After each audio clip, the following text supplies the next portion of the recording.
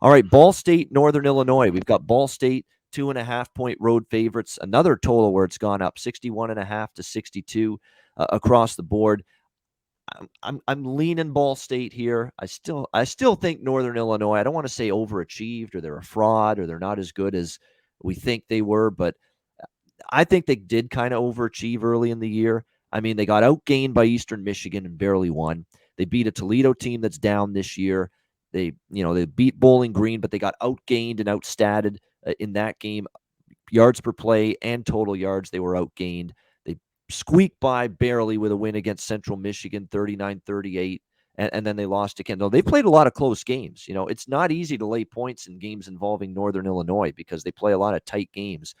But I'd be maybe looking to do that here with Ball State. It's less than a field goal. It's below the key number, and I still think they're a little bit better than Northern Illinois, this Ball State team. And look, they didn't play great last week. They barely escaped Akron 31-25, but I think this offense has a much better performance in them here in this game. Last year, they beat Northern Illinois 31-25 and took care of business. There's a back-and-forth game, but Ball State's won each of the last two meetings. I think the offense can move the football. And look, Northern Illinois for the year, their defensive numbers are still pretty solid. They're trending downward. Again, in a long season. 3 straight overs. Yeah, a lot of points in it.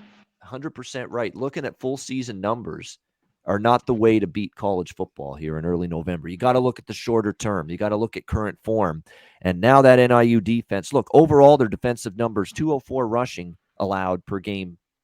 That's gone up to 236 and 7 yards per carry allowed by Northern Illinois' run defense. And Ball State's running game's gotten better in the last 3 games. We know they can throw the football with Drew Plitt, and the secondary play has also gone down here for Northern Illinois recently. Meanwhile, you look at Northern Illinois, this is a team that almost double the amount of rushing attempts compared to throwing the football. With Rocky Lombardi, why would you throw the football a lot? You want to run the football. He's not good enough to throw the football, 90% of the game on offense. You've got to be able to run the football with him.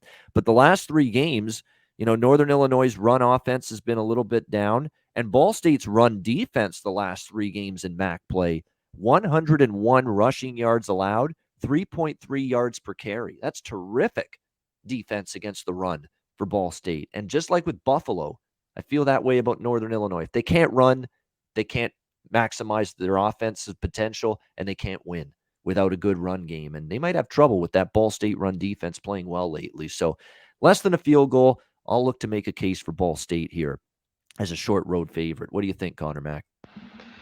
I think this is going to be a close game, the way Northern Illinois has played all year. So I like the points with them. I sure like 3, though. I don't want to just jump and grab 2.5.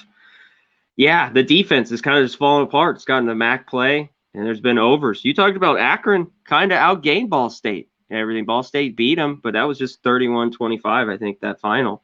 So, Plitt's solid. I just don't how good Ball State's been all year. And I've been impressed with Northern Illinois a lot better than they were supposed to be at the bottom of the MAC. So I like the points here, Northern Illinois.